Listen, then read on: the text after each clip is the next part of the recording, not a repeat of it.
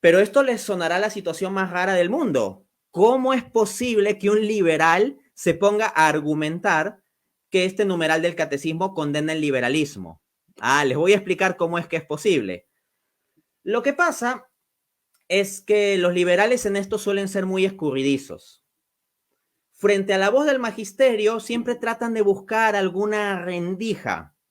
Dicen, bueno, es que se está condenando el liberalismo teológico, pero no el liberalismo filosófico. O bueno, se está condenando el liberalismo filosófico, pero no el liberalismo político. O bueno, se está condenando el liberalismo político, pero no se está condenando el liberalismo económico.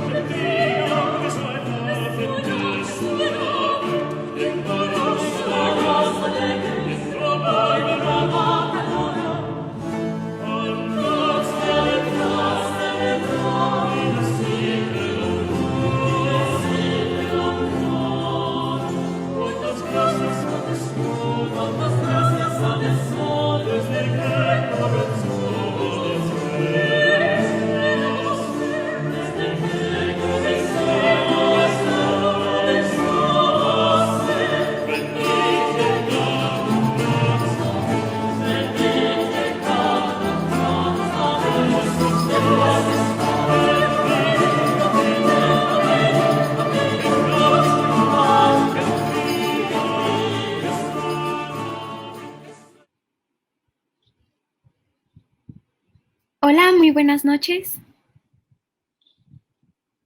Buenas noches a todos. Mi nombre es Ana Padilla y formo parte del equipo de Católicos contra el Liberalismo. Me alegra mucho presentarles a nuestro invitado, el profesor Dante Urbina, el cual nos expondrá el tema La condena al comunismo en el catecismo, refutando un alegato liberal. Bueno, voy a presentar a nuestro invitado, el profesor Dante Urbina. Es máster en Economía por la Universidad Complutense de Madrid. También es doctor en Economía por la Pontificia Universidad Católica del Perú. Además, es autor de diversos libros. Entre ellos se destacan los libros Dios existe, Dios sí existe, ¿cuál es la religión verdadera?, Economía para herejes y su último libro, La economía irracional, de cómo nos manipula el sistema económico. Así que estamos sumamente contentos de tenerlo el día de hoy. Adelante, profesor Dante. ¿Qué tal? Muchas gracias. Estoy contento también de estar aquí con ustedes, aquí juntos, ¿no? En esta lucha con la ideología que en gran parte ha terminado poniéndose de moda en los últimos tiempos, ¿no? Pero nosotros no hemos de seguir las corrientes del mundo, sino hemos de seguir la voz de Cristo, la cual Él nos ha dejado por medio de la escritura y la tradición, resguardados por el magisterio. Muy buenas noches, profesor Dante, muy buenas noches, Anita. Estoy también yo honroso de poder retomar y colaborar en lo que haga falta, ¿no?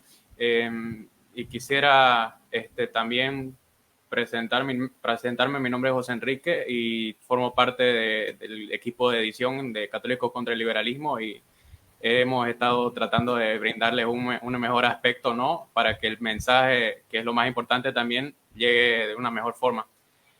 Adelante, Héctor, te paso la palabra para que te presentes. Buenas noches, mi nombre es Héctor Bacarreza. Igual que José y Anita, soy parte de la edición y creación de contenido de Católicos contra el Liberalismo. Y bueno, agradecer nuevamente al profesor Dante Urbina por tenerlo acá y reanudar nuevamente nuestras charlas. Igualmente, agradecer a toda la gente que nos sigue, que sigue el proyecto de la página. Gracias por el aguante y esperemos que todas las charlas que llevemos, tanto pasadas como futuras, les pueda ayudar al intelecto.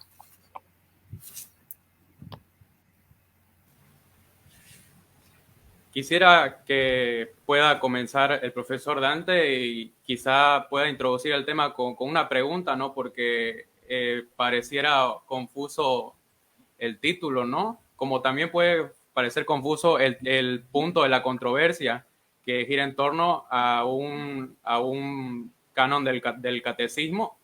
Y quisiera que nos pueda explicar y a su vez empezar con la conferencia si es culpa del autor del catecismo, si es culpa de la interpretación, porque podría ser no culpa del autor, porque sabemos que el rigor académico que tienen los escritores y el lenguaje eclesiástico es pues bastante extenso y bastante preciso, ¿no? Por lo cual podría ser confuso también, pero podría ser también una confusión sumada a un dolo o a una voluntad de torcer el sentido del texto. Adelante, profesor Dante.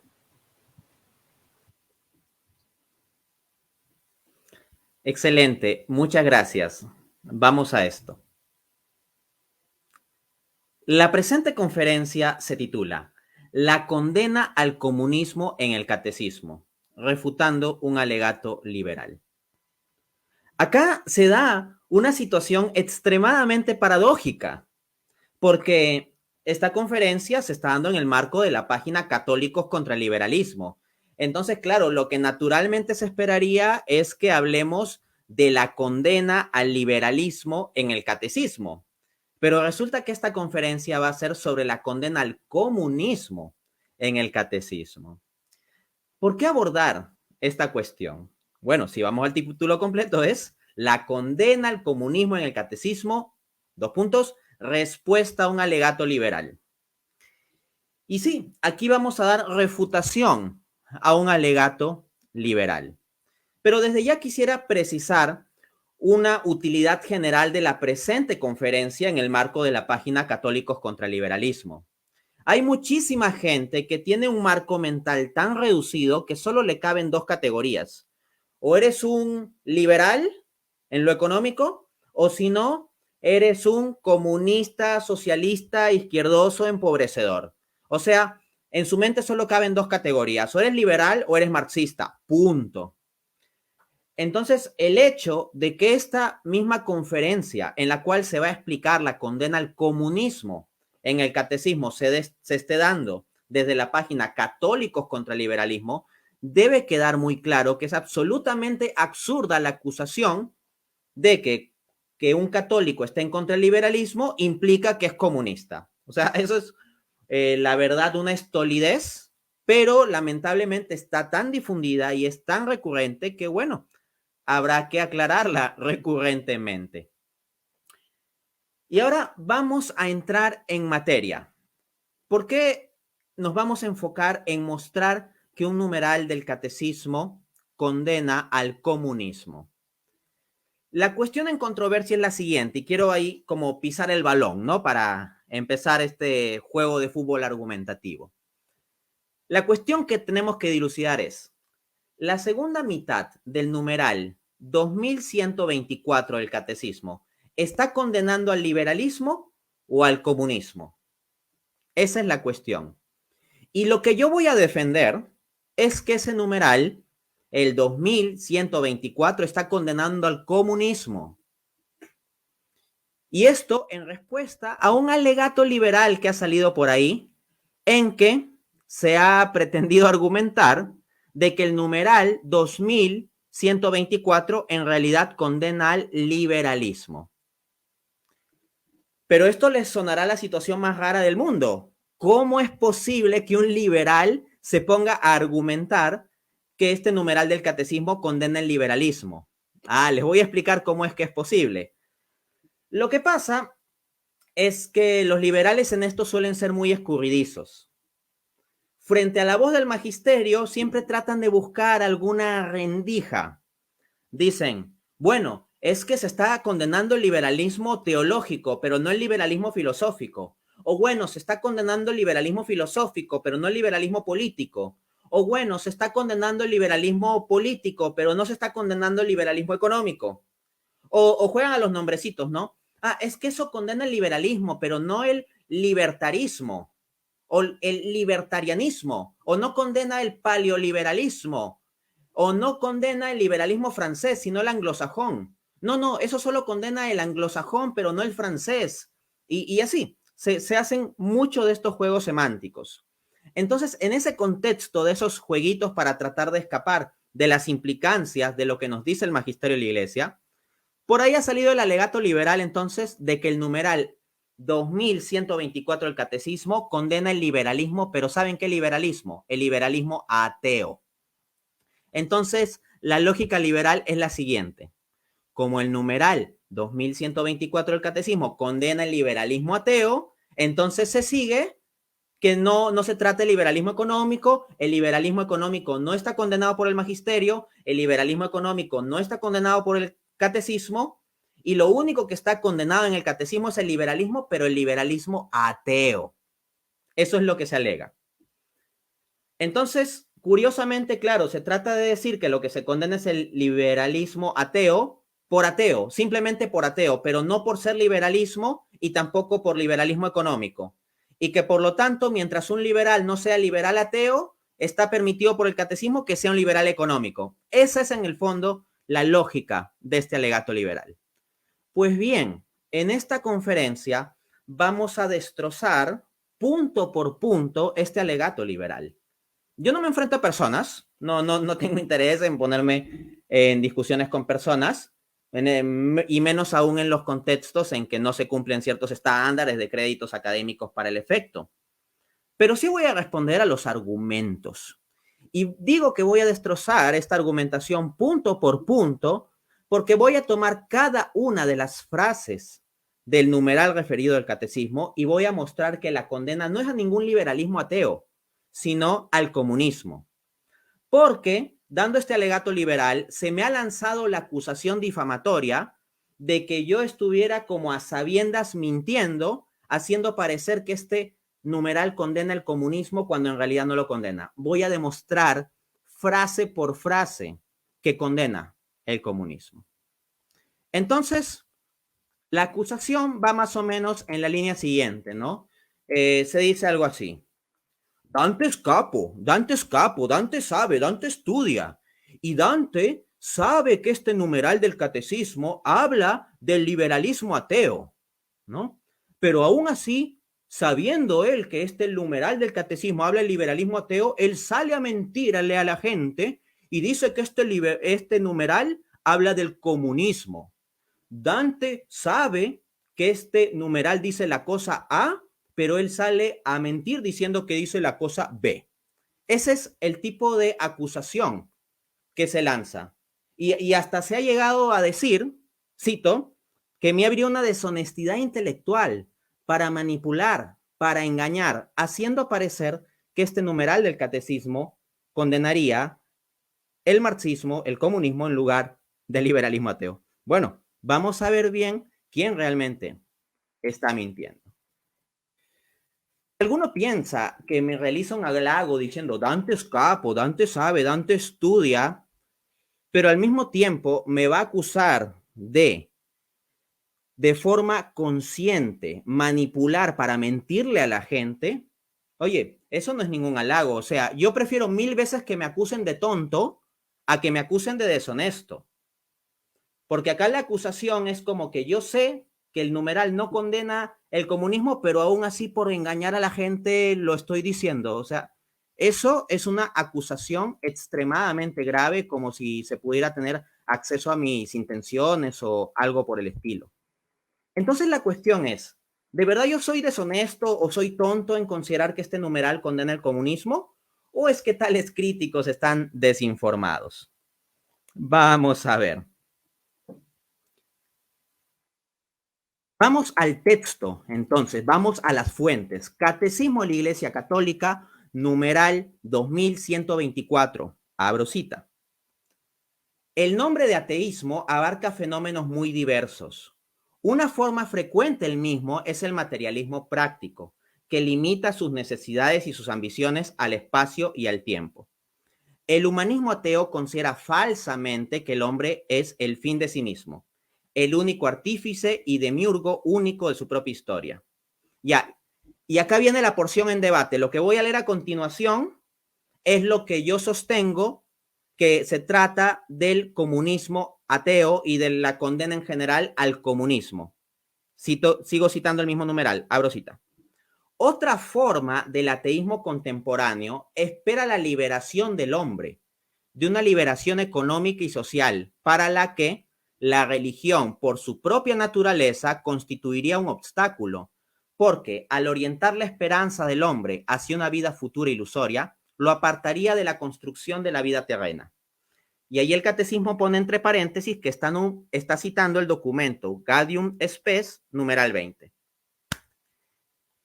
Se alega entonces que esta segunda cláusula condena el liberalismo ateo. Voy a demostrar que condena el comunismo. Pero primero quiero señalar que hay una gigantesca falacia non sequitur en los que pretenden salvar el liberalismo económico alegando que este numeral condena el liberalismo ateo. O sea, eso es ni siquiera saberse lo básico, la lógica. ¿Por qué? Es una falacia non sequitur en tanto. De la proposición, el liberalismo ateo está condenado, no se sigue la conclusión, el liberalismo económico no está condenado. No hay conexión lógica entre ambas, porque es perfectamente posible que sea verdad la proposición, el liberalismo ateo está condenado, cosa con la cual estoy de acuerdo, y que también sea cierta la proposición, el liberalismo económico no está condenado, ¿no? Perdón, el liberalismo económico sí está condenado. O sea, lógicamente es posible que tanto el liberalismo ateo como el liberalismo económico estén condenados. Entonces, una cosa no conecta directamente con la otra. De hecho, yo en mis argumentaciones que pueden encontrar en mis conferencias, mis debates, mis entrevistas en que se hace referencia al liberalismo y catolicismo, muestro múltiples fuentes de magisterio católico condenando el liberalismo no solo filosófico, político o moral, sino también económico. Así que, incluso en el caso negado de que este numeral del catecismo condene el liberalismo ateo, aún así, eso no prueba que el liberalismo económico no esté condenado. Es que sí lo está. No me voy a explayar aquí citando lo que ya muchas veces he citado, y si quieren ver mi argumentación, vean, por ejemplo, mi debate contra Gabriel Zanotti en mi canal de YouTube, o vean la lista de reproducción titulada Economía y Fe Cristiana, donde van a encontrar muchos videos con un montón de fuentes magisteriales sobre las condenas al liberalismo, incluido económico. Y frente a estos documentos, varios de ellos son encíclicas papales, debemos nuestro sentimiento religioso, de acuerdo al numeral 892 del Catecismo. Entonces, lo que yo les había dicho hace un momento cuando leí el numeral 2124 del Catecismo es que el propio Catecismo explicita que está citando el documento Gaudium et Spes, numeral 20. Entonces, si nosotros queremos desentrañar qué es lo que está diciendo ese numeral del Catecismo, lo mínimo que podría hacer alguien con un poquito de formación académica es revisar Gaudium et Spes, documento de 1965, numeral 20. Se los leo. Entre las formas de ateísmo moderno debe mencionarse la que pone la liberación del hombre principalmente en su liberación económica y social. Pretende este ateísmo que la religión, por su propia naturaleza, es un obstáculo para esta liberación, porque al orientar al espíritu humano hacia una vida futura ilusoria, apartaría al hombre del esfuerzo por levantar la ciudad temporal. Por eso, cuando los defensores de esta doctrina logran alcanzar el dominio político del Estado, atacan violentamente a la religión, difundiendo el ateísmo, sobre todo en materia educativa, con el uso de todos los medios de presión que tienen a su alcance el poder público. Fin de cita. Acá tenemos entonces la cita que el catecismo está haciendo de este numeral con el párrafo completo. Lo que tenemos que preguntarnos entonces es muy sencillo. ¿Esto te está hablando del comunismo o del liberalismo ateo? Vamos a ver. Vamos a ir párrafo, frase por frase.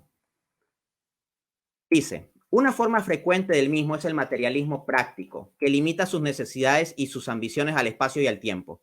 El humanismo ateo considera falsamente que el hombre es el fin de sí mismo, el único artífice y demiurgo de su propia historia.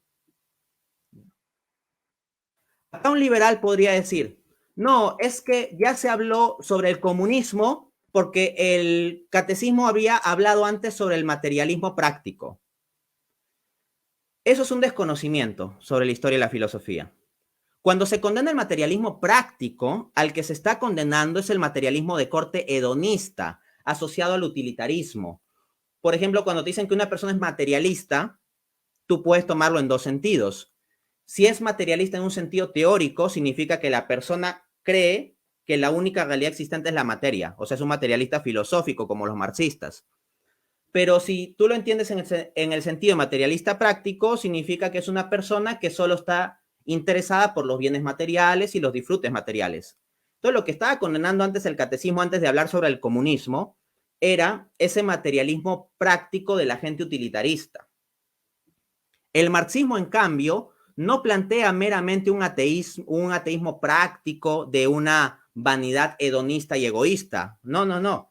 El marxismo no se reduce meramente a una suerte de hedonismo, sino que el marxismo es fundamentalmente un ateísmo teórico, con compromisos filosóficos que llevan a su vez a un compromiso político. Nada de un mero materialismo práctico hedonista.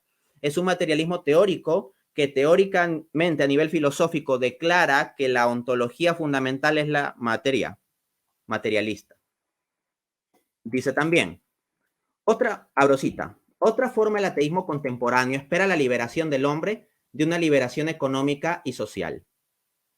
Como se lee la palabra liberación, entonces los liberales a veces piensan, acá está hablando de liberalismo, porque dice liberación. Yo le diría, paren su coche, infórmense un poquito. Los marxistas hablan un montón sobre liberación. De hecho, el término liberación aparece más en el vocabulario marxista que en el de los liberales. Los liberales suelen hablar de libertad, no tanto liberación. Y les demuestro con una propia cita de Marx, Karl Marx, Manuscritos Económicos Filosóficos de 1844. Tercer manuscrito, escribe, ateísmo y comunismo son el devenir real, la realización hecha real para el hombre de su esencia, y de su esencia como algo real. Entonces Marx está diciendo que el ateísmo y el comunismo están unidos en ser la realización del hombre, que es precisamente lo que está condenando el catecismo, en lo que acabo de leer.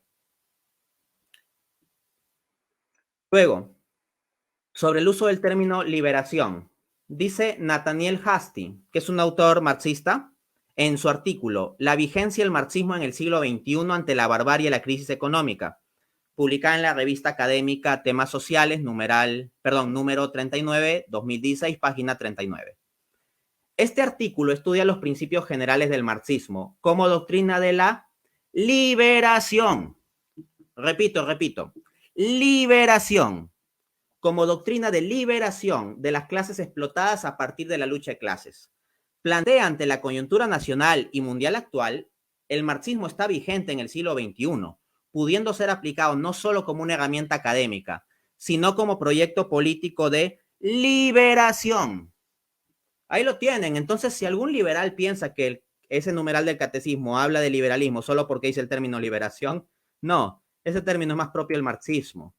Miren lo que dicen el mismo Karl Marx y Friedrich Engels en el Manifiesto Comunista de 1848, sección 2, abro cita. Unidad de acción, al menos en los países civilizados, es una de las condiciones primordiales de la liberación de los trabajadores. Bueno, sigamos ahí desentrañando ese argumento, no dejemos títere con cabeza. Vamos a seguir leyendo otro fragmento, abro cita. ¿Para qué? Estoy citando lo que refiere el catecismo, ¿no? Para que la religión, por su propia naturaleza, constituiría un obstáculo, porque al orientar la esperanza del hombre hacia una vida futura ilusoria, lo apartaría de la construcción de la ciudad terrena. Como alguien bien nota en el chat en vivo, por ejemplo, estoy viendo, claro, la palabra liberación se asocia normalmente a la teología de la liberación, que es de tendencia marxista. Muy buen punto, ¿no? A ver, volviendo a lo que leí del catecismo. Lo que esa cláusula del catecismo está diciendo es que esta ideología que se está condenando critica la religión porque dice que la religión te hace pensar en un mundo futuro en lugar de que tú te concentres en este mundo presente que debes construir socialmente. ¿Qué ideología dice esto? Lo dice el comunismo. Les leo las palabras de Marx. Karl Marx, Crítica a la filosofía del derecho de Hegel, 1844, prefacio, abro cita. La miseria religiosa es al mismo tiempo la expresión de la miseria real y la protesta contra ella. La religión es el sollozo de la criatura oprimida. Es el significado real del mundo sin corazón, así como es el espíritu de una época privada de espíritu. La religión es el opio del pueblo. La eliminación de la religión como ilusoria felicidad del pueblo es la condición para su felicidad real. Fin de cita. ¿Qué está diciendo Marx aquí? Que la religión como opio del pueblo es una especie de droga que les hace pensar en la realidad futura, en el cielo, en un sitio pues fuera de este mundo, y hace que se olviden de trabajar en las condiciones prácticas de este mundo. Entonces, eso que está diciendo el catecismo que está condenado es lo que Marx está afirmando, no lo que afirman autores liberales como Hayek, Mises, Rothbard, que tienen otras cosas condenables. Pero esta cosa condenable es la que afirma Marx, no esos liberales. Un poquito de cultura, por favor, ¿no? Citemos también lo que nos dice Vladimir Ilich Lenin en su panfleto Actitud del Partido Obrero ante la religión, publicado en Proletari número 45, el 13 de mayo de 1909. Abro cita. El marxismo es materialismo. En calidad de tal, es tan implacable enemigo de la religión como el materialismo de los enciclopedistas del siglo XVIII o el materialismo de Feuerbach. ¿Qué decía el numeral del catecismo que leí? Esta ideología que se está condenando persigue a la religión, condena a la religión. Bueno, eso es lo que está diciendo Lenin. Dice también en el mismo artículo, abro cita, debemos luchar contra la religión. Esto es el ABC de todo el materialismo y por tanto el marxismo. La lucha contra la religión no se puede limitar ni reducir a la prédica ideológica abstracta. Hay que vincular esta lucha a la actividad práctica concreta del movimiento de clases, que tiende a eliminar las raíces sociales de la religión. ¿Qué tenemos aquí? Una ideología atea, materialista, que para construir el mundo social, aquí, lucha contra la religión. Eso es el marxismo y eso es de lo que te está hablando el numeral del catecismo. Un poquito de cultura, de filosofía política hay que tener, pues, ¿no? Una mínima para darse cuenta de esto. Miren lo que dice el documento Gaudium et Spes, que es el mismo que estaba citando el catecismo, y voy a citar una cláusula del mismo parágrafo, el numeral 20, que cita el catecismo. Dice, cuando los defensores de esta doctrina logran alcanzar el dominio político del Estado, pregunta, ¿los liberales buscan alcanzar el dominio político del Estado? Al menos en teoría dicen que no, ¿no? Ya en la práctica que pueda salir alguno que hasta presidente quiera hacer y cobrar impuestos, porque yo no sé cómo se va a financiar un régimen presidencial sin impuestos, ya eso será una incoherencia práctica. Pero en teoría los liberales no es que quieran meterse en el Estado y vivir del Estado, al menos en teoría eso no es lo que declaran. En cambio, los que sí declaran desde su teoría misma y desde su práctica que quieren tener poder en el Estado son los comunistas. Yo no hablo por hablar, yo hablo con fuentes. Karl Marx, Crítica al programa de Gotha, 1875, escribe, abro cita, entre la sociedad capitalista y la sociedad comunista media el periodo de la transformación revolucionaria de la primera a la segunda. Y a este periodo corresponde también un periodo político de transición, cuyo estado no puede ser otro que la dictadura del proletariado. Estado con mayúsculas. ¿Qué es la dictadura del proletariado? Los obreros se rebelan contra los capitalistas, les quitan los medios de producción, se organizan políticamente como una dictadura del Partido Obrero del proletariado y ese es el Estado socialista. Los que quieren alcanzar el dominio político del Estado, como dice Gaudium et Spes, numeral 20, son los comunistas, los marxistas, los socialistas, de eso está hablando el catecismo. Dice también Vladimir Ilich Lenin en su artículo Las tareas inmediatas del poder soviético, publicado en la revista Pravda, numeral 83, 26 de abril de 1918. El poder soviético no es otra cosa que la forma de organización de la dictadura del proletariado, de la dictadura de la clase de vanguardia, que eleva a una nueva democracia y a la participación efectiva en el gobierno del Estado a decenas y millones de trabajadores y explotados. El catecismo te decía que la gente que sigue esta ideología quiere tomar el poder del Estado. Eso es lo que te está diciendo Lenin. Así que se está condenando la ideología de Lenin y la de Marx, que no es el liberalismo, ¿verdad? Dice también Gaudium et Spes. Atacan violentamente a la religión, difundiendo el ateísmo, sobre todo en materia educativa. ¿Quiénes atacan violentamente a la religión? Bueno, vamos a las evidencias. Eso es lo que hacía la Unión Soviética. La Unión Soviética perseguía la religión y difundía el ateísmo a través del sistema educativo. Déjenme leerles lo que dice Rodrigo Fernández en su artículo El Parlamento Soviético aprueba la Ley de Libertad Religiosa y de Conciencia, publicado en El País el 27 de septiembre de 1990. Abro cita. Durante décadas, las religiones en la Unión de Repúblicas Soviéticas Socialista estuvieron en una posición muy frágil, bombardeadas por la propaganda atea del Estado y a veces sometidas a persecuciones. Después de la Revolución de Octubre de 1917, numerosas iglesias fueron simplemente dinamitadas o confiscadas y convertidas en depósitos o locales para diversas instituciones. Recuerden, por favor, que Gaudium et Spes se escribió en el año 1965, cuando la Unión Soviética todavía no había caído y estaba persiguiendo a la iglesia y a diversas religiones, ¿ok? Y ese es el documento que el catecismo dice que está citando.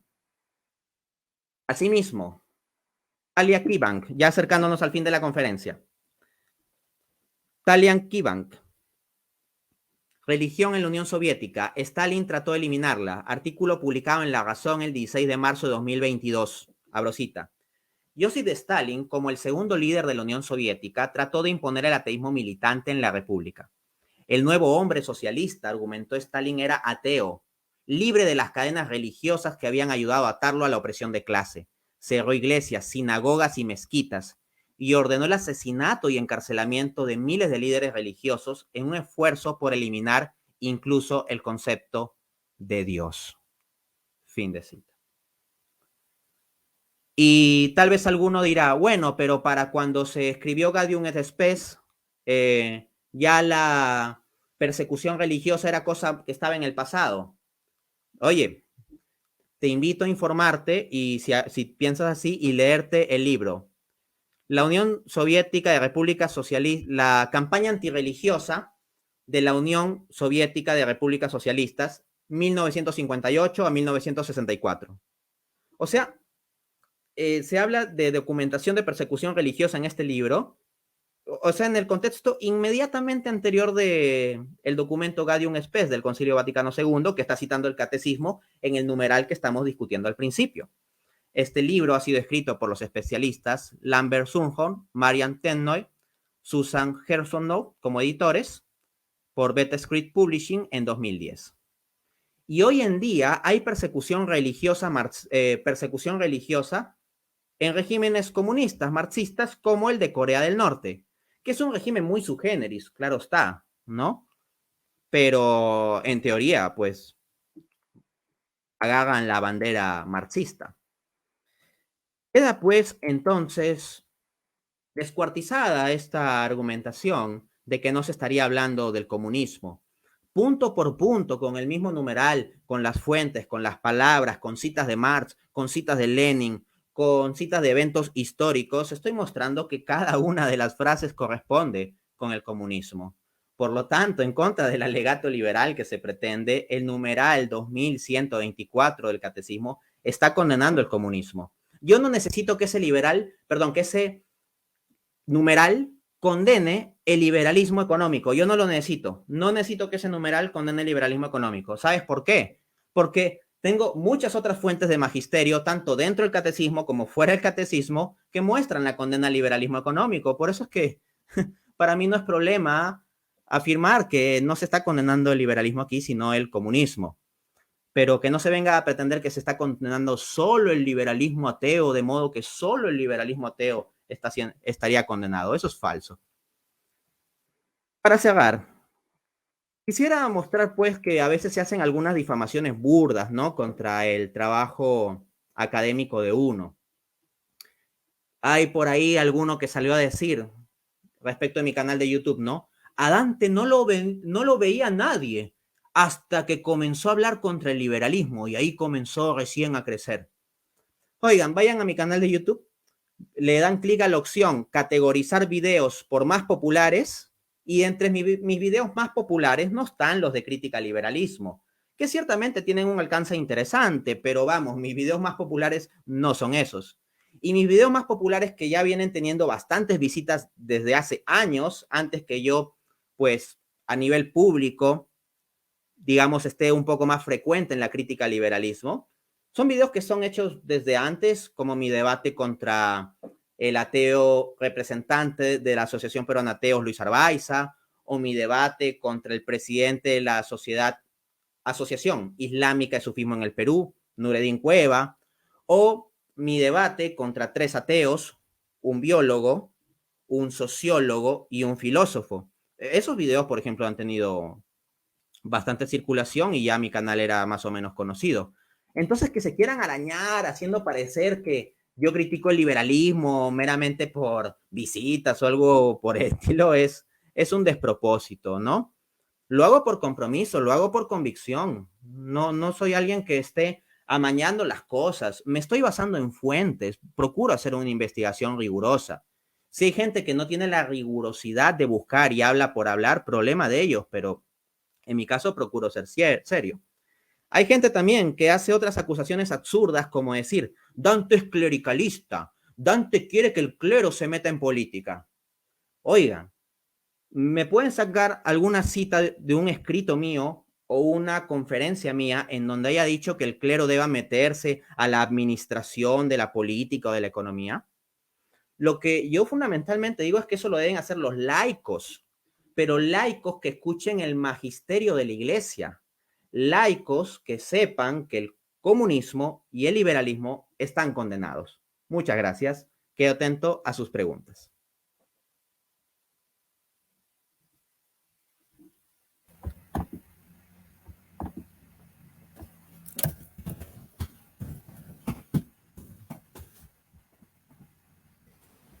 Excelente, profesor Dante. Quisiera yo realizarle una pregunta porque considero que es un argumento que gira en torno, o que me refiero a que hay varios argumentos que giran en torno a lo mismo, ¿no? En dividir lo que es una categoría de un error condenado y así como emborrachar la perdiz, ¿no? Yo tengo esta duda desde hace mucho, ¿no? Que si la Iglesia ha condenado el liberalismo filosófico, si podría de ahí seguirse que ha condenado todas las aplicaciones en los distintos ámbitos de la sociedad del liberalismo, por ejemplo, el liberalismo económico. Ok. Primera instancia, hay que decir que la filosofía, a lo que se refiere, no es a una verdad particular. La filosofía trata sobre la verdad. La filosofía no se ocupa de un ser en particular. La filosofía habla sobre el ser. La filosofía no se ocupa de algún bien en particular. La filosofía habla sobre el bien. Por lo tanto, los sistemas filosóficos tienen la cualidad de ser omniabarcantes. O sea, un sistema filosófico implica una cosmovisión, una forma de ver el mundo. Entonces, un liberalismo filosófico va a hacer que veas de cierto modo los aspectos económicos, de cierto modo los aspectos políticos, de cierto modo los aspectos morales, los aspectos religiosos. Entonces, un sistema filosófico permea nuestra visión de la realidad. En consecuencia, claro, de la raíz crece el árbol. Y de este modo, las raíces fundamentalmente de estas ideologías son filosóficas. Todo liberalismo político o económico tiene en su raíz, al final de cuentas, una filosofía liberal.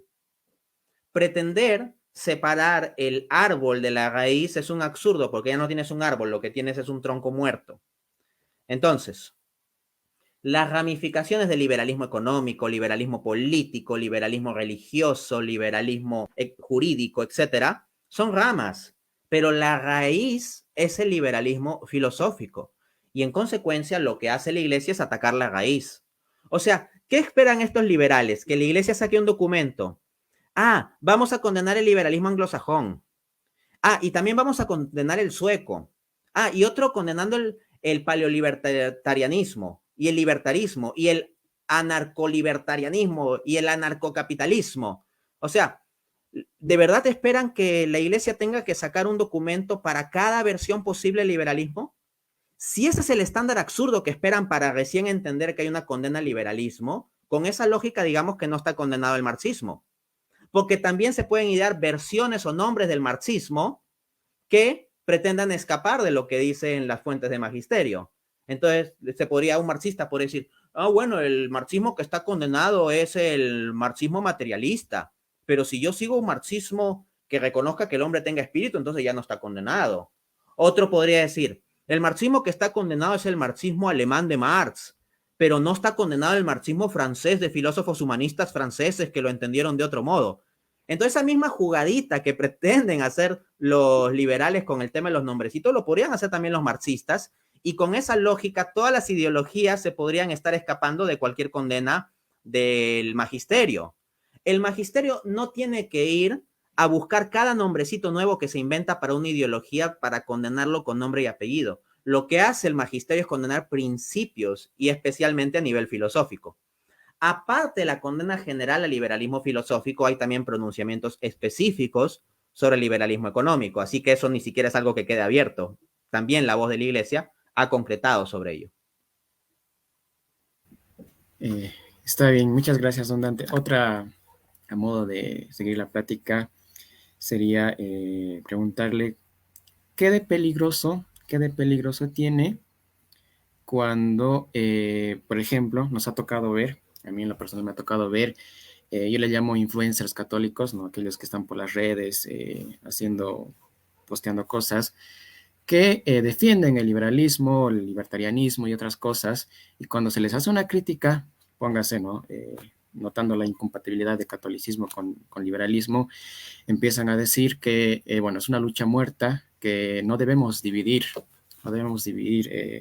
los campos de lucha, que, no, ¿cómo pueden criticarme a mí, que yo soy católica, pero soy libertario, soy católico y libertario?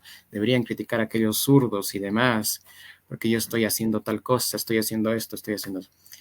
¿Cómo respondería? ¿Sería correcto decir, bueno, no critiquemos este liberalismo porque el liberalismo no es peligroso, nos centraremos en el progresismo? ¿Cómo responder eso? Una pregunta, dado que tú pues estás ahí en la directiva, en la colaboración de la página Católicos contra el Liberalismo, estos influencers que varias veces dicen ese tipo de cosas, algunos o varios de ellos, o tal vez todos, no lo sé, pero al menos algunos o varios de ellos, ¿han criticado el trabajo de Católicos contra el Liberalismo? Te pregunto. Sí, en este caso sí nos hemos visto en alguna vez, por ejemplo, no sé, póngase que hace poco, hace unos 6-4 meses, criticábamos en comentarios que nos salió, nos decían, no, bueno, en este caso criticábamos a una señorita que defendía esta compatibilidad, y nos decía, no, ustedes son varones y ¿cómo se atreven a criticar a una mujer? Ustedes no hacen nada. Esto solamente es para redes sociales, la verdadera lucha está contra el progresismo, el globalismo, el surderío y demás. Entonces sí, a nivel de la página se podría decir que sí, siempre llegan, y a nivel personal también. Mi respuesta es una sola palabra: hipócritas. O sea, que son unos hipócritas. ¿Por qué? Me explico. O sea, ellos como que quieren acallar nuestra libertad de expresión, curioso, ¿no? Quieren acallar nuestra libertad de expresión porque señalamos una crítica hacia aquellos que pretenden una compatibilidad entre catolicismo y liberalismo. Entonces ellos nos dicen, no critiques, no dividas, pero ellos nos critican. Entonces, ¿en qué quedamos? O sea, sí es válido que ellos nos critiquen a nosotros, que ellos nos ataquen a nosotros, que ellos incluso nos hagan difamaciones, algunos de ellos, como lo que he puesto en la presente conferencia. Sí es válido que ellos hagan todo eso contra nosotros, pero nosotros no podemos hacer nada. Ese es un doble estándar, eso es una hipocresía en primer lugar, ¿no? O sea, solo vale si un católico liberal ataca, pero no vale si un católico liberal es atacado, porque no tenemos que pelear. O sea, ellos sí pueden golpear ideológicamente, pueden golpear por Twitter y pueden golpear por YouTube, pero nosotros no podemos decir nada. Es curioso. Luego, decir que la verdadera batalla está contra el progresismo. Yo me pregunto, ¿Jesús se limitaría a ser antiprogre? Jesús, actuando como Jesús, ¿solo se opondría a los progres? O sea, todo el enfoque de Jesús sobre cómo debería ser el mundo a nivel político, económico y jurídico sería nomás, que no se apruebe el aborto y que no se casen las personas del mismo sexo y que no haya ideología de género impuesta por el Estado en los colegios. Y punto, y nada más. ¿Se piensa realmente que la acción política del cristianismo tiene que reducirse a eso? Luego, ellos pretenden que hay una dicotomía, ¿no? Por un lado, el liberalismo y por el otro, el progresismo. Y el liberalismo es el que va a enfrentar al progresismo. Bueno, eso ya lo tengo recontra refutado. No me voy a explayar aquí porque implicaría otra conferencia entera, pero les invito a mi canal de YouTube a que vean 2 entrevistas.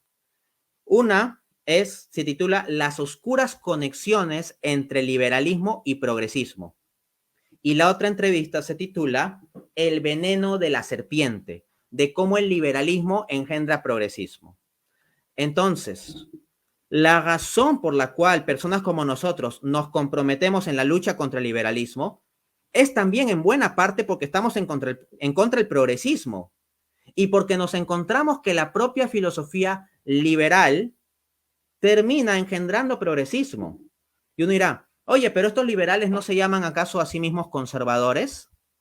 Ya, pero en la práctica, de repente uno se pega a esos influencers liberales y ves que te comienzan a hablar, por ejemplo, del derecho a la blasfemia, de que se puede poner en un cartel que Jesús es gay y bueno, ya eso es libertad de expresión y punto, de que puede haber un libre mercado de órganos, de repente se les pregunta sobre la cuestión de un libre mercado de niños y en lugar de decirte está mal, como yo lo diría sin problema, durante 10 minutos te dan un montón de vueltas y hasta sueltan frases raras como de aquí a 200 años tal vez ese tema pueda discutirse, al presente no estamos preparados. En lugar de decir, un mercado de niños es absurdo, está mal.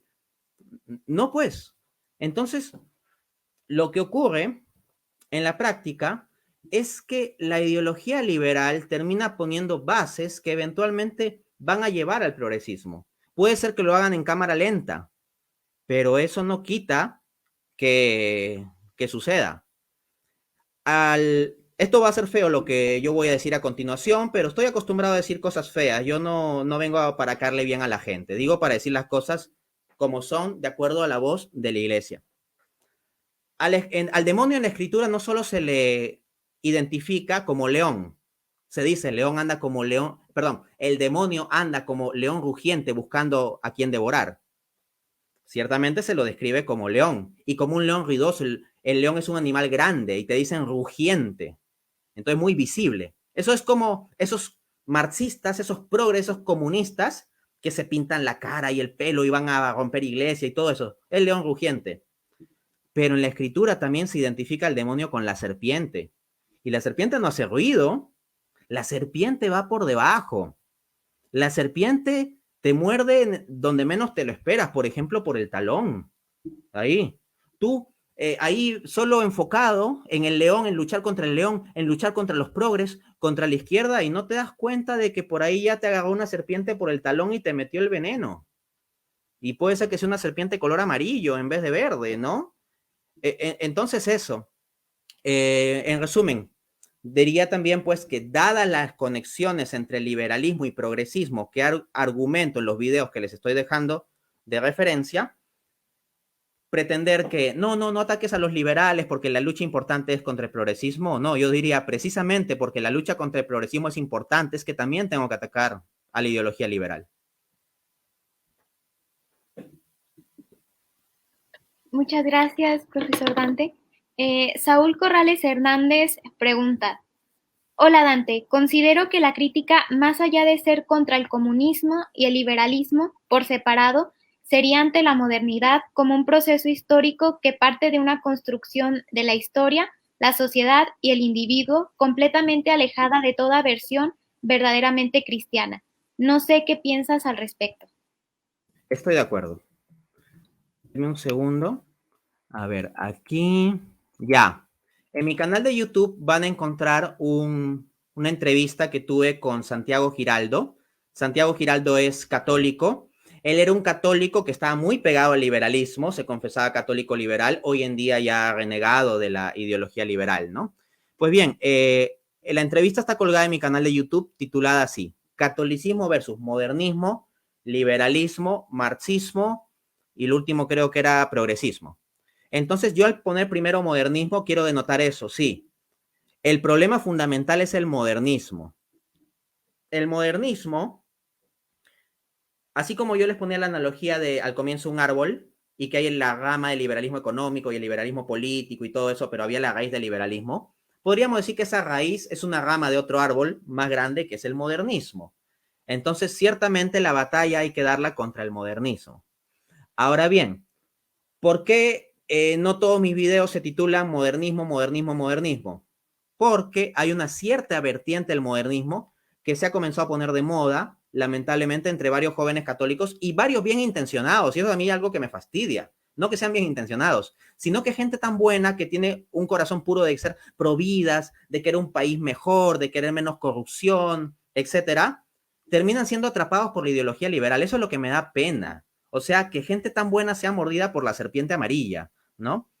Entonces, se ha comenzado a poner muy de moda esta ideología y pues, como decía Chesterton, las generaciones se salvan por aquellos que saben contradecir sus gustos.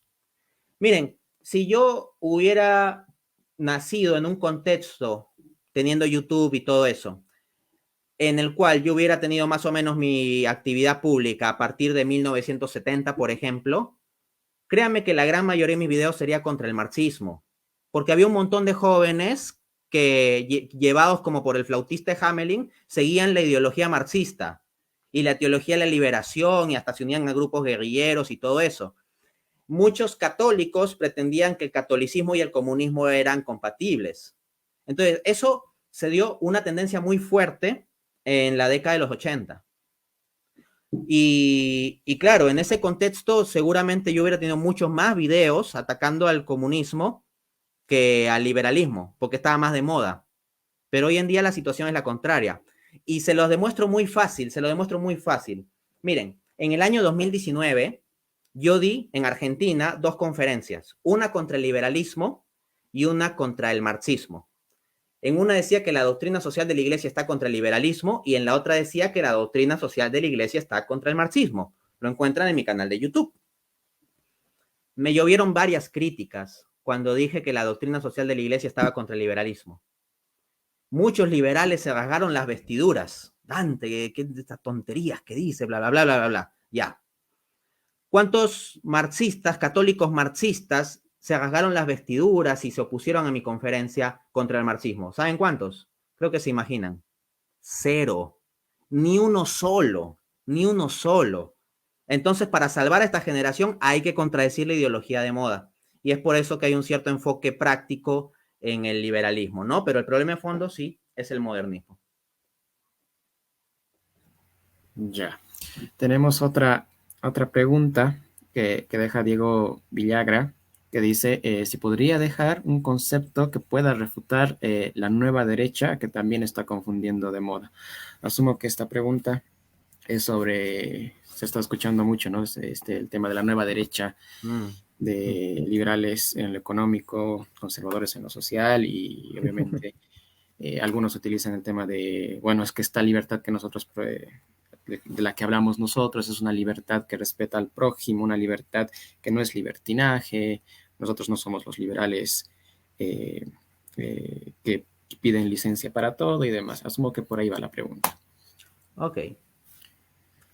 Primera instancia, estaré sacando en próximas semanas en mi canal de YouTube un diálogo que tuve con el psicólogo Dante Alarcón, quien también está bastante comprometido con esta batalla cultural, pero en un sentido amplio, ¿no? Porque la batalla cultural no es meramente contra los progres, la batalla cultural es conquistar la cultura para Cristo, en conjunto, todo, ¿no? Pues bien, tuve un diálogo con el psicólogo Dante Alarcón y se estará publicando. Básicamente es una crítica. Ah, ahí está el amigo. Un saludo. Es una crítica a la nueva derecha. Y el diálogo dura como 1 hora. Entonces tendrán como 1 hora de respuesta a eso. Esténse atentos a mi canal de YouTube, Dante A. Urbina. Hago referencias a videos y escritos míos por motivo de que, pues a veces las respuestas pueden hacerse demasiado largas. Entonces quiero invitar a la gente a que vea mejor las versiones más completas, donde tengo más ordenadas las citas y todo eso. Volviendo a la cuestión, entonces. Por ejemplo, esto de la nueva derecha. A mí no me importa mucho pegarme hacia la derecha o hacia la izquierda. A mí lo que me importa es pegarme hacia arriba, a Dios, ¿no? Como decía en mi diálogo con Miklos Lucas, o sea, ni a la derecha ni a la izquierda, es que vayamos hacia arriba, y eso de hacia arriba, traerlo aquí abajo. De eso se trata, o sea, esa visión horizontalista de la política, en donde los únicos enemigos son los progres y los comunistas y punto, es una visión reduccionista. O sea, se trata aquí de tener una visión trascendente. Si luchamos como cristianos en política, no podemos dejar de ser cristianos. O sea, no podemos dejar de tener una visión trascendente en este asunto. Y pensar, más aún como católicos, que ideologías nacidas del modernismo, de la modernidad y posmodernidad anticatólica, nos van a dar la solución, es muy ingenuo. Ok, junto con los liberales tenemos un enemigo común que es el comunismo, que es un enemigo. Por algo digo que está condenado, pues, ¿no? Es un enemigo común. Pero eso no quita los puntos de discrepancia entre católicos y liberales, entre catolicismo y liberalismo. Del mismo modo que yo con un comunista tendré como enemigo común al liberalismo también, ¿ah? También. Y eso no significa que yo tengo que hacer alianza con comunistas, ¿no? Esto simplemente significa que hay ciertos puntos en común, con enemigos en común y punto. Pero de ahí hablar de compatibilidad de ideologías por puntos mínimos, no. Por ejemplo, Marx habla del hombre como ser social y la fe católica afirma al hombre como ser social. Entonces tal vez alguno podría salir a decir, como la fe católica habla del hombre como ser social y Marx habla de ser social y los marxistas hablan de solidaridad y la fe católica habla de solidaridad, entonces se sigue que un católico puede ser marxista. Pues no, ¿no? O sea, hay muchos otros elementos constitutivos del marxismo que no son compatibles con una visión católica. Entonces, ¿qué pasa con el liberalismo? Claro, el argumentillo que sale 80 veces es decir, no, es que nosotros hablamos de una libertad con responsabilidad, una libertad que no es libertinaje. Bueno, permítanme leerles lo siguiente. Denme un segundito. Son palabras de uno de los más grandes representantes, o tal vez el más grande representante en habla hispana de esta idea de que catolicismo y liberalismo serían compatibles, el señor Gabriel Zanotti, con quien tuve un debate en marzo de 2021. Estas son las palabras de Zanotti. Abro cita. Para un ser humano la libertad es decir non serviam, no serviré. Dios, fuera de acá, no te quiero servir. El gran grito de Satanás fue, no serviré. Así razona un ser humano después del pecado original. Pensamos que la libertad consiste en rebelarse. Esto lo dijo Zanotti en su conferencia Puntos de Encuentro entre Fe y Libertad del 12 de enero de 2017, disponible en YouTube si quieren verificar la increíble cita. Entonces, me están diciendo, nosotros hablamos de una libertad que no es libertinaje, ¿ok? Pero el propio Zanotti está indicando aquí que para el hombre, luego de la caída en el pecado original, la libertad en la práctica termina siendo un rebelarse. Luego Zanotti, en los minutos siguientes, después de haber dicho esa frase, explicará que otra cosa es el hombre regenerado por la gracia en Cristo, ¿no? El hombre regenerado por la gracia, claro, tiene un nuevo enfoque sobre la libertad, etc. Pero aquí viene mi pregunta, y es la cuestión que le lancé a Zanotti y que en ningún momento me ha resuelto, ni durante el debate ni luego. La cuestión siguiente, ya. Ok, las personas regeneradas por la gracia de Cristo, pues en principio tendrán una libertad que estará más orientada, responsable, etc. Pero pregunta, los economistas de la escuela austriaca, porque él venía a defender la escuela austriaca, y muchos de los que se llaman libertarios, paleolibertarios, anarcocapitalistas, y no sé cuántos 800 nombres, igual en su visión económica están de acuerdo con la escuela austriaca. Entonces mi pregunta es, en la escuela austriaca se dice que únicamente pueden transar en el libre mercado las personas regeneradas por Cristo, que única y exclusivamente pueden transar en el libre mercado vendiendo o comprando las personas que usan su libertad con responsabilidad. Entonces los liberales dicen, nosotros hablamos de una libertad con responsabilidad, no de libertinaje. Ok, pero en la práctica, en el mundo real, ¿existen personas libertinas?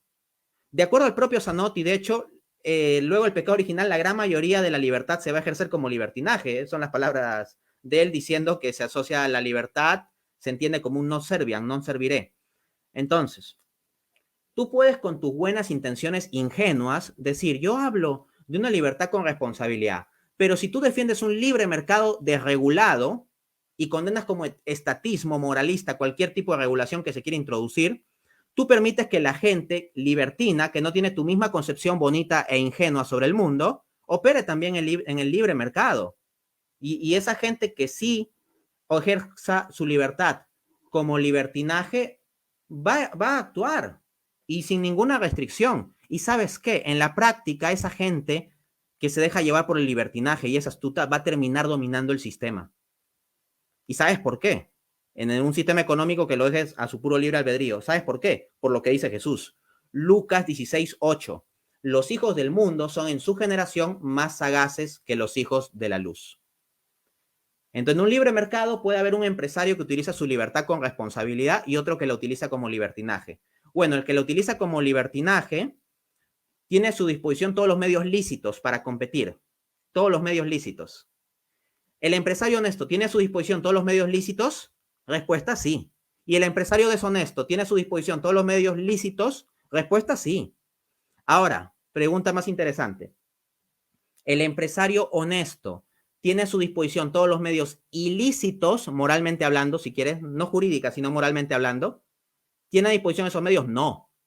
Porque el que es honesto no los va a usar en la práctica. O sea, teóricamente pueden estar a disposición, pero en la práctica, si es honesto, no los va a usar. Pregunta, ¿el empresario deshonesto tiene a disposición los medios moralmente ilícitos? Respuesta sí. Entonces, en un mero juego de libre mercado sin regulaciones, el empresario honesto tiene disponibles menos medios que el empresario deshonesto, porque el empresario deshonesto puede aplicar todos los medios moralmente lícitos y también los moralmente ilícitos. Y tiene ventaja. Por lo tanto, simple lógica. Si lo dejamos todo desregulado, ¿qué creen que va a pasar? Clarísimo, profesor Dante. Tenemos otra pregunta que nos dice, viene por parte de Juan José Castillo Castañeda. Nos pregunta si hay relación entre la democracia y el comunismo. Y yo me permito conectarla con la pregunta anterior y decir que también tiene relación con el liberalismo, porque la derecha, nueva derecha o vieja derecha contra la izquierda neomarxista o neoizquierdista son dos caras de la misma, dos partes de la misma revolución, porque tienen implícito el error de que el poder político viene del pueblo, ¿no? Se origina en el pueblo. Entonces, nos pregunta Juan José en este caso si la democracia tiene relación con el comunismo. Los comunistas suelen hablar bastante de democracia, así como los liberales. Tendrán distintos enfoques sobre el asunto de la democracia, pero se llenan la boca hablando de democracia. Gente como Hugo Chávez, por ejemplo, hablan un montón de democracia, ¿eh? Bastante sobre democracia, ¿no? Y también hay varios liberales que insisten mucho en el concepto de la democracia. Entonces, se termina otorgando una suerte de soberanía absoluta en alguna de estas ideologías, bajo ciertos extremos, una soberanía absoluta al pueblo. Y si el pueblo tiene soberanía absoluta, ya Dios no tiene la soberanía absoluta, pues, ¿no? El punto es que cualquier concepción de soberanía del pueblo simplemente puede ser intermedia. Nunca una soberanía que pueda ser el fundamento último de la estructura política, sino que hay que tener una fundamentación más allá en Dios mismo. Si, por ejemplo, se lee Romanos capítulo 13, un capítulo que pues causa roncha a los liberales, el apóstol Pablo habla sobre el poder público y habla sobre el poder público vinculándolo, no dice a la votación de la mayoría, el pueblo, no, lo vincula a Dios. Y ojo, habla de un poder público que cobra impuestos y al cual se debe obedecer, no solo en razón del castigo de que puede ejercer el monopolio de la violencia, como dicen los liberales, sino en razón de la conciencia, incluso. O sea, es un capítulo que pues les debe sacar roncha, como se podría decir, ¿no? Entonces, La noción de democracia, al menos tal como se entiende en el contexto actual, moderno, es una noción que viene del modernismo, ¿no? Y pues la democracia puede tener algunas ventajas, pero no debemos perder de vista sus fundamentales limitaciones, defectos o riesgos. Cristo fue condenado por una decisión democrática. Ahí, ¿qué dice Pilato? ¿A quién liberamos? ¿A Jesús o a Barrabás? A Barrabás, dice el pueblo. Pilato hace caso al pueblo, a la votación popular, ¿no? ¿Y qué de hacer con al que llaman el rey de los judíos? Nosotros no tenemos rey, crucifícalo. Qué interesante. Noten. Tenemos un sistema democrático. El sistema democrático, el pueblo habla y niega el reinado de Cristo. Nosotros no tenemos ningún rey más que el César. Se entrega a lo mundano. Más que el César. A ese crucifícalo a ese. Votó la mayoría, la mayoría votó por liberar a Barrabás. Ahí en esa mayoría se dice, no tenemos rey más que el César, Jesús no es nuestro rey, no hay Cristo rey, y crucifícalo. Bueno, hay mucha gente que se indigna cuando yo hablo del reinado social de Cristo. Ojo, yo entiendo que uno cristiano se indigne ante eso, o sea, yo lo entiendo perfectamente, pero a mí lo que, vamos, me saca de mis castillas es tanto cristiano que se indigne de que yo hable del reinado social de Cristo, ¿no? Bueno, también eran personas religiosas los que dijeron crucifícalo ahí, pero bueno, el punto es, ¿qué bando vamos a tomar?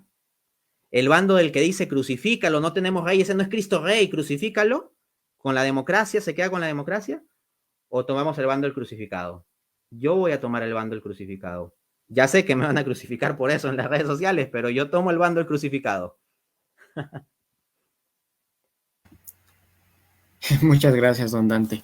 Yo creo que para terminar esta cuestión que seguro va a salir, ya sea en los comentarios, cuando yo salí muchas veces, apelando, que estábamos hablando del caso de nuestro Señor Jesucristo, muchos apelan a que Cristo era anarquista, ¿no? Haciendo alusiones, por ejemplo, a que dar al César lo que es del César. 2, a que cuando el demonio tienta a Cristo, le dice que tiene todos los reinos del mundo, de la tierra. Entonces, llegan a decir que toda autoridad, todo Estado, todo orden político es del demonio, ¿no?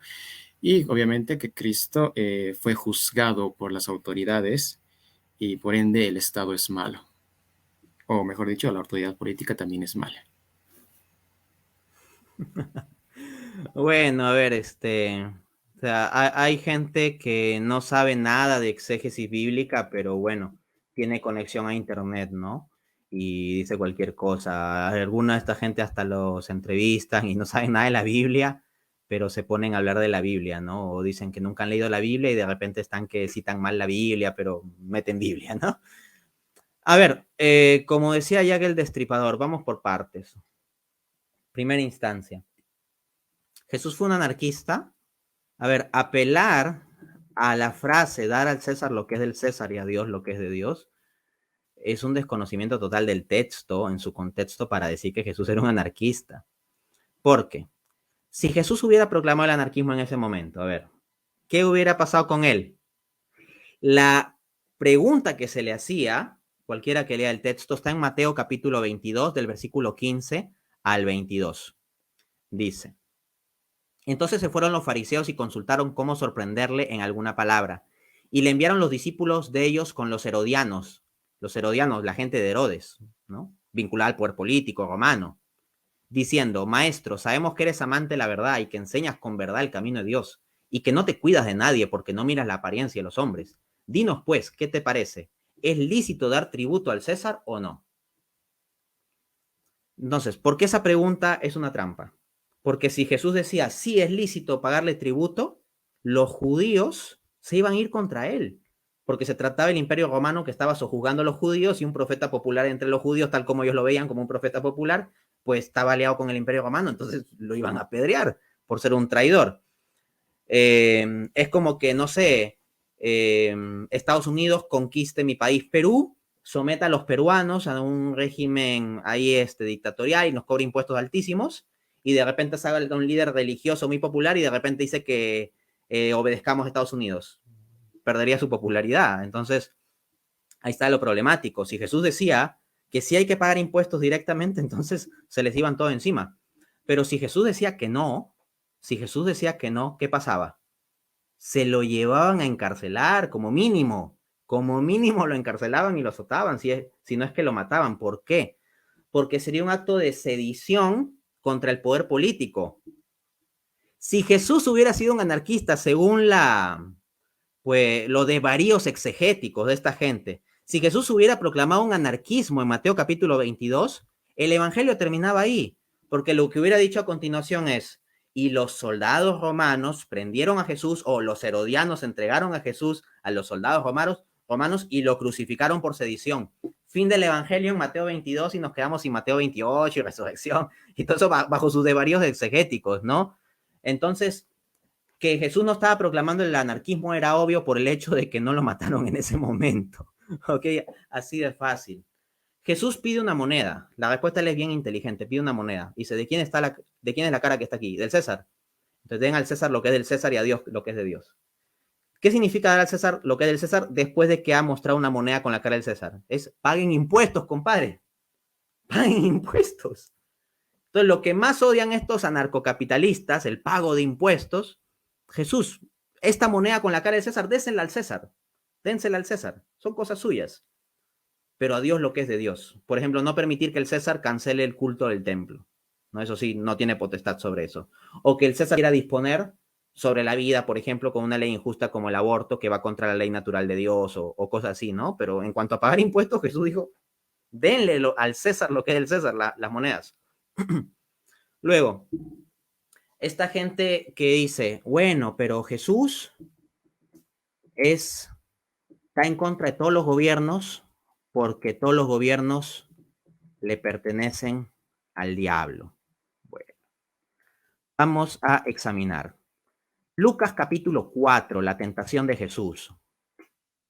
4:5 dice: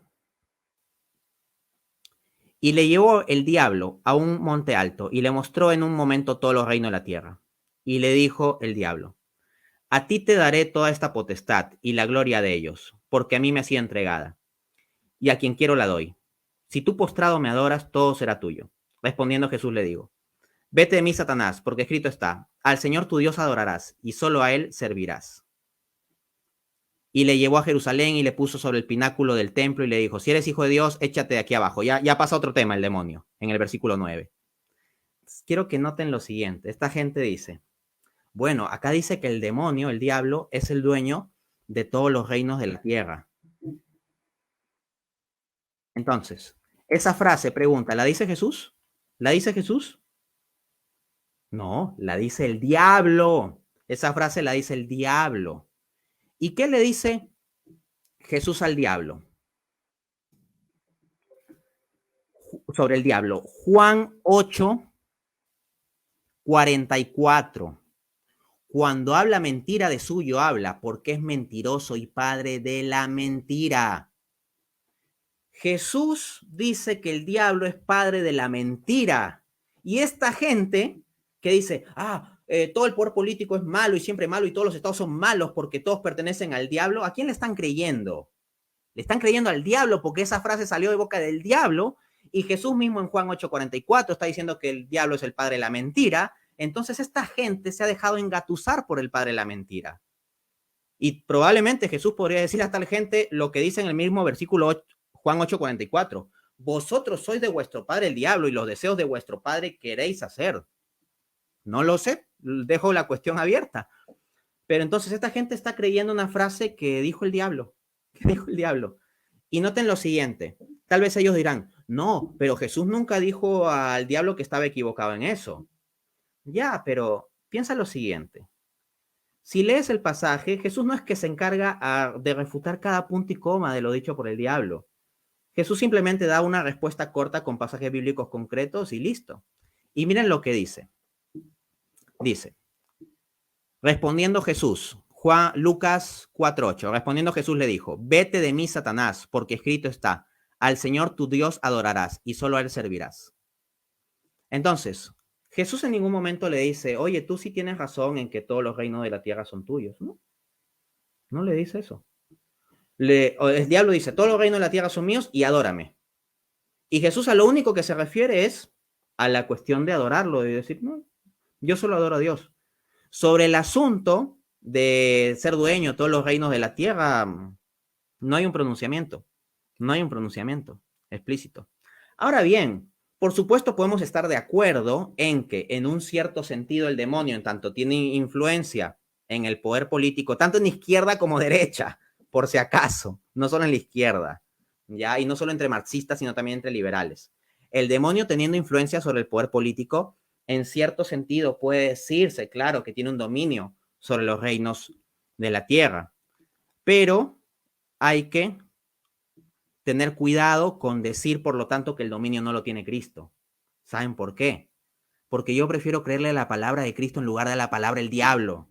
Y lo que dice el propio Jesús en Mateo 28, 18, es, toda potestad, u otras traducciones dicen, toda autoridad me es dada en el cielo y en la tierra. No dice simplemente que el reinado es solo del cielo, que su autoridad es solo en el cielo y que el reinado social de Cristo es solo de la sociedad mística del cielo, de la iglesia triunfante. No, no, no. Toda potestad, toda autoridad me ha sido dada en el cielo y en la tierra. Entonces, claro, en un cierto sentido el demonio tendrá mucha influencia sobre los reinos de la tierra, pero el que tiene la autoridad y la potestad, de acuerdo a la propia Biblia, de acuerdo a sus propias palabras, y no las palabras del diablo, es Jesús. Y vamos a lo que dice Pablo, y con esto cierro.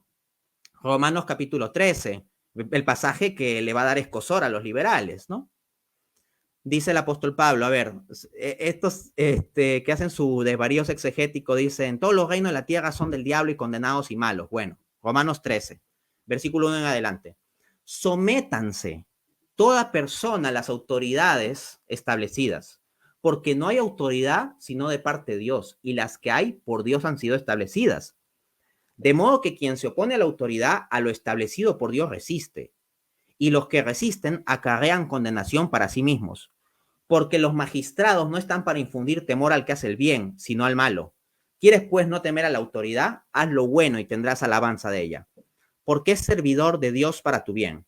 Pero si haces lo malo, teme, porque no en vano lleva la espada, pues es servidor de Dios, vengador para castigar al que hace lo malo. Ahí quiero detenerme. Aquí Pablo está hablando de la autoridad pública que tiene el monopolio de la violencia, la espada. Los liberales dicen, oh, el Estado tiene el monopolio de la violencia, me oprime. El Estado es un macho opresor que me oprime. Bueno, el apóstol Pablo, aquí el macho apóstol Pablo dice, ¿no? Que el Estado tiene la autoridad de la espada. Si no te gusta, ok, entonces, pero no me vengas a decir que eres bíblico, cristiano, católico, fiel y liberal, ¿no? O sea, elige, ¿no? Sigo leyendo, versículo 6 en adelante. Pues por esto pagáis también tributos, porque sois servidores de Dios que atienden continuamente a esto mismo. Versículo 7, pagad a todos los que debéis, al que tributo, tributo, al que impuesto, impuesto, al que respeto, respeto, al que honra, honra. Fin de cita, Romanos 13, versículo del 1 al 7. Entonces, si todos los reinos son cosa del diablo y los impuestos son cosa del diablo y el poder público es cosa del diablo, entonces lo que se están mandando a los cristianos en Romanos 13 es, ustedes paguen al diablo, sométanse al diablo, piensen que el diablo sirve a Dios, etcétera, etcétera. Esos son los absurdos que llevan estas piruetas exegéticas de gente que no sabe exégesis. ¿Y cómo es posible que cristianos que supuestamente conocen su Biblia sigan a ese tipo de gente, incluso en ese tipo de interpretaciones bíblicas alucinantes? Agradecemos al profesor Dante por su brillante respuesta a la pregunta anterior. Y pues ya con esta última pregunta, pues damos por concluida esta charla, agradeciendo nuevamente al profesor Dante por su tiempo, por su paciencia al responder todas las preguntas. Invitamos a todos a que se suscriban a su canal de YouTube. Como él dijo, mucho más material está disponible ahí para que pues puedan resolver sus dudas que lo sigan en todas sus redes sociales. Asimismo, recordamos que esta charla se va a quedar disponible para que la puedan ver después. Y también los invitamos a seguir nuestro grupo de Católicos contra el Liberalismo para seguir luchando contra estas ideas liberales, y agradecemos a todos los que han seguido esta transmisión. Gracias y buenas noches a todos. Dios los bendiga. Buenas noches.